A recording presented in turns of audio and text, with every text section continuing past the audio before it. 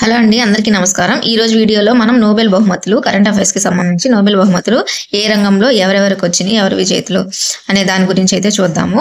So first వచ్చేసి physics రంగంలో, భౌతిక శాస్త్రంలో విజేతలు, వాళ్ళ దేశం, విజేత వివరాలు, విశేషం, దాని గురించి ఫస్ట్ ఫిజిక్స్ రంగంలో, భౌతిక శాస్త్రంలో అయితే John J Hopfield, USA అతనికి, అమెరికా అతనికి జాన్ జే హోప్ ఫీల్డ్. ఇంకొకరు వచ్చేసి జాఫ్రీ ఈ హింటన్ యూకే అతను. సో వాళ్ళు వచ్చేసి ఆర్టిఫిషియల్ న్యూరల్ నెట్వర్క్ సహాయంతో మెషిన్ లెర్నింగ్ పై పరిశోధనల కొరకు గాను వాళ్ళిద్దరికి నోబెల్ బహుమతి అనేది రావడం జరిగింది. నెక్స్ట్ కెమిస్ట్రీ, రసాయన శాస్త్రంలో David Baker USA, David Hassabis UK, John M Jumper. So వీళ్ళ ముగ్గురులో ఈ డేవిడ్ బేకర్కి వచ్చేసి కంప్యూటేషనల్ ప్రోటీన్ డిజైన్ కి సంబంధించి, అండ్ వీళ్ళిద్దరు డేవిడ్ హసాబిస్కి వచ్చేసి ప్రోటీన్ నిర్మాణం ఊహించడంలో అమైనో ఆమ్లాల వరుస క్రమం, ప్రోటీన్ నిర్మాణం మధ్య సంబంధాన్ని గుర్తింపు అనే అంశం మీద వీళ్ళిద్దరికి నోబెల్ బహుమతి రావడం జరిగింది. నెక్స్ట్ ఫిజియాలజీ, మెడిసిన్, వైద్యంలో వచ్చేసి విక్టర్ ఆంబ్రోస్కి, అలాగే గారీ రూకున్ వీళ్ళకి మైక్రో ఆర్ఎన్ఏ కనుగొనడం మరియు పోస్ట్ ట్రాన్స్క్రిప్షన్ జీన్ రెగ్యులేషన్ లో మైక్రో ఆర్ఎన్ఏ పాత్ర గురించి వివరించడం జరిగింది. సో అందుకు గాను వీళ్ళకి నోబెల్ బహుమతి రావడం జరిగింది. నెక్స్ట్ లిటరేచర్, సాహిత్యంలో వచ్చేసి హాంకాంగ్, సౌత్ కొరియా అతను. హాంకాంగ్ ఇతని రచన వచ్చేసి వెజిటేరియన్, కుటుంబం యొక్క చిన్న చూపుకు గురి అయిన ఒక మహిళ యొక్క మానసిక పరిస్థితి గురించి వివరించారు. ఇంటర్నేషనల్ బుకర్ ప్రైజ్ అందుకున్న మొట్టమొదటి కొరియా భాషకు చెందిన నవల ఏది అంటే వెజిటేరియన్. మొట్టమొదటి కొరియా భాషకు చెందిన నవల వెజిటేరియన్.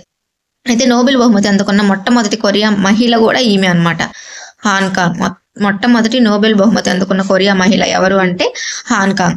సాహిత్య నోబెల్ బహుమతి అందుకున్న మొట్టమొదటి ఆసియా మహిళ వచ్చేసి హాంకాంగ్. సో సాహిత్య నోబెల్ బహుమతి అందుకున్న మొదటి మహిళ కూడా, ఆసియా మహిళ కూడా ఈమె హాంకాంగ్. అయితే హాంకాంగ్ యొక్క రచనలు వచ్చేసి vegetarian Mongolian mark, Yi Sang literary award 2005లో వచ్చింది మంగోలియన్ మార్క్ కి. సో ఇప్పుడైతే వెజిటేరియన్ కి. నెక్స్ట్ శాంతి రంగంలో నిహాన్ హిడాంక్యో జపాన్లోని హిరోషియా నాగసాకి అణుబాంబు దాడి నుంచి ప్రాణాలతో బయటపడిన వారి సంఘం అంటాయి వీళ్ళు. ఓకే. నెక్స్ట్ ఎకనామిక్స్, ఆర్థిక శాస్త్రంలో వచ్చేసి డారన్ అసమోగ్లు, టర్కిష్ అమెరికన్ ఈయన. తర్వాత Simon Jackson, British American. James Robinson, ఈయన కూడా బ్రిటిష్ అమెరికన్. వీళ్ళు వేరువేరు దేశాల మధ్య ఆర్థిక అసమానతలపై పరిశోధన చేయడం జరిగింది. అండ్ వేరువేరు దేశాల మధ్య ఆర్థిక అసమానతలపై పరిశోధన చేసినందుకు గాను వీరు ఎకనామిక్స్, ఆర్థిక శాస్త్రంలో నోబెల్ బహుమతి అనేది సాధించారు. సో అది. నెక్స్ట్ 2017 నోబెల్ శాంతి బహుమతి పొందిన, ప్రపంచంలో అణు ఆయుధాలను నిర్మూలించడానికి కృషి చేస్తున్న సంస్థ వచ్చేసి the International Campaign to Abolish Nuclear Weapons. Next 1945లో జపాన్లోని ఏ నగరాలపై అణుబాంబు దాడి జరిగింది అంటే హిరోషియా, నాగసాకి. ఇప్పుడు 1945లో జపాన్లో హిరోషిమా నగరంపై అణుబాంబు దాడి జరిగిన తేదీ వచ్చేసి 1945 ఆగస్ట్ 6వ తేదీ. నాగసాకి నగరంపై అణుబాంబు దాడి జరిగిన తేదీ వచ్చేసి 1945 ఆగస్టు 9. ఆగస్టు 6లో హిరోషిమాపై దాడి జరిగితే ఆగస్టు 9లో నాగసాకిపై దాడి జరిగింది. హిరోషిమా నగరంపై ప్రయోగించిన అణుబాంబు పేరు వచ్చేసి లిటిల్ బాయ్ అంట. పేరేమో లిటిల్ బాయ్, కానీ బాంబు ఏమో పెద్దది. హిరోషిమా నగరాన్ని నిర్మించిన వారుగా ఎవరిని పేర్కొంటారు అంటే మోరి టేరుమోటో అంట. నెక్స్ట్ నాగసాకి నగరంపై ప్రయోగించిన అణుబాంబు పేరు వచ్చేసి ఫ్యాట్ మ్యాన్ మార్క్ 3. ఏ యుద్ధంలో భాగంగా జపాన్పై అణుబాంబు దాడి జరిగింది అంటే రెండవ ప్రపంచ యుద్ధంలో భాగంగా. రెండవ ప్రపంచ యుద్ధం ఎప్పుడు జరిగిందంటే 1939 నుంచి 45 మధ్య జరిగింది. రెండవ ప్రపంచ యుద్ధంలో భాగంగా హిరోషిమా, నాగసాకి నగరాలపై ప్రయోగించి అణుబాంబుల తయారు చేయడానికి చేపట్టిన ప్రాజెక్టు పేరు ఏంటి అంటే మాన్ హాటన్ ప్రాజెక్ట్. రెండవ ప్రపంచ యుద్ధంలో జపాన్పై అణుబాంబు దాడి చేసిన దేశం యుఎస్ఏ. నెక్స్ట్ అణుబాంబులో ఉండే రసాయనిక చర్య ఏది అంటే అణువిఘటనం. అణుబాంబులో ఉండే రసాయనిక చర్య అణువిఘటనం, దీని న్యూక్లియర్ ఫిషన్. నెక్స్ట్ హైడ్రోజన్ బాంబులో ఉండే రసాయనిక చర్య ఏది అంటే అణుసంఘటనం. హైడ్రోజన్ బాంబులో అణుసంఘటనం, న్యూక్లియర్ ఫ్యూజన్. అణుబాంబును కనుగొన్న శాస్త్రవేత్త ఎవరు అంటే అమెరికాకు చెందిన Oppenheimer. Father of hydrogen bomb కనిపెట్టిన వారు అని ఎవరిని అంటారు అంటే ఎడ్వర్డ్ టెల్లర్. హైడ్రోజన్ బాంబ్ వచ్చేసి ఎడ్వర్డ్ టెల్లర్.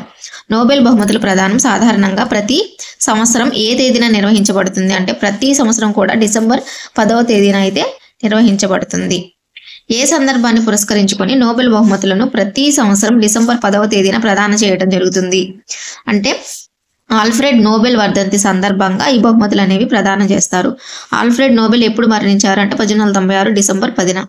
నోబెల్ బహుమతి గ్రహీతలు ఎంత మొత్తంలో నగదు బహుమతి పొందుతున్నారు అంటే 11 మిలియన్ల స్వీడన్ క్రోనార్ అంటే $1 మిలియన్, 18 క్యారెట్లు ఒక గోల్డ్ మోడల్, 18 క్యారెట్ల ఒక గోల్డ్ మెడల్ మరియు ఒక ప్రశంసా పత్రం అయితే అందుకుంటున్నారు.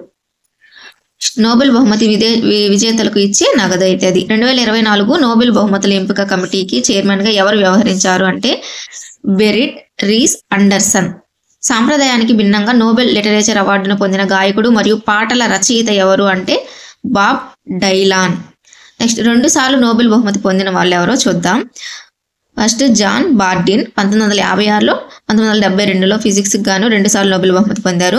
నెక్స్ట్ మేరీ క్యూరీ 1903లో, 1911లో ఫిజిక్స్ అండ్ కెమిస్ట్రీ రంగానికి సంబంధించి 2 సార్లు నోబెల్ బహుమతి పొందారు. నెక్స్ట్ లైనస్ పాలింగ్ 1954 రసాయన శాస్త్రంలో నోబెల్ అండ్ 1962లో నోబెల్ శాంతి బహుమతి అయితే పొందారు.